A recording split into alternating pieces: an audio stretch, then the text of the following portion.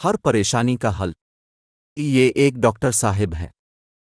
ہسپتال کے 5 ڈاکٹروں نے ان کے خلاف سازش کر کے ان کو نوکری سے نکلوا دیا۔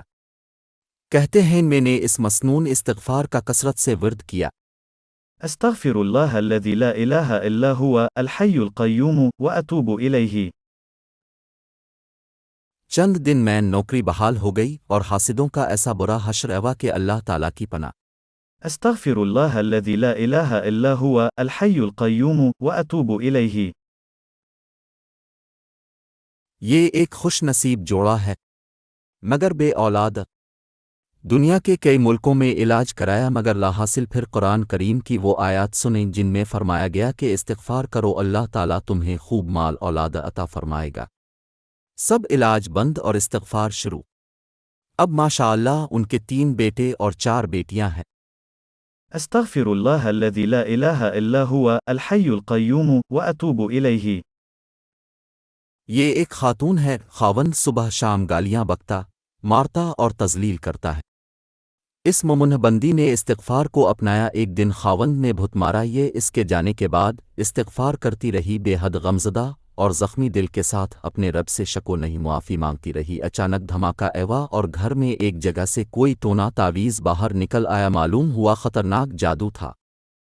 اس کو گھر سے نکال دیا۔ شام کو خاوند آیا تو آتے ہی بیوی سے معافیاں مانگنے لگا، اور پھر وہ ایسا تبدیل ہوا کہ زندگی ہی بدل گئی۔ أستغفر الله الذي لا إله إلا هو الحي القيوم وأتوب إليه. یہ ایک مسلمان بہن ہے، چاہتی ہے نیک سال مجاہد اور اللہ عز و جل کا ولی خاوند ملے، استغفار کا معمول بناتی ہے، روزانہ 100 بار۔ أستغفر الله الذي لا إله إلا هو الحي القيوم وأتوب إليه. اب ماشاء اللہ شادی شدہ ہے، عالم مجاہد اور محبت کرنے والا خاوند اسے نصیب ہوا۔ أستغفر الله الذي لا إله إلا هو الحي القيوم وأتوب إليه.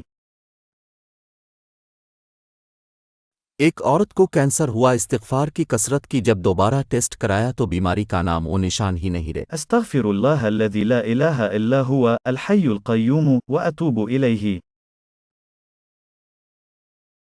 ایک عورت کی شادی کو 30 سال بیت گئے، اولاد نہیں ہوئی، کسی نے استغفار کا بتایا تو دن رات اسی میں لگ گئی۔ 30 سال بعد اللہ تعالیٰ نے اولاد عطا فرمائی۔ أستغفر الله الذي لا إله إلا هو الحي القيوم وأتوب إليه.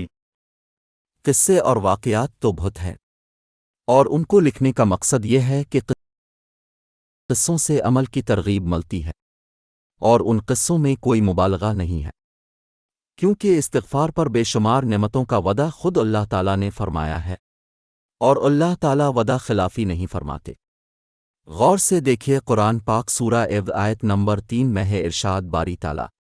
ترجمہ: اور اللہ تعالیٰ کا حکم یہ ہے کہ تم اپنے رب سے استغفار کرو، یعنی مغفرت اور معافی مانگو، پھر اسی کی طرف رجوع کرو، وہ تم کو ایک مقرر وقت یعنی موت تک دنیا میں خوش عش دے گا، اور ہر زیادہ عمل کرنے والے کو زیادہ ثواب دے گا۔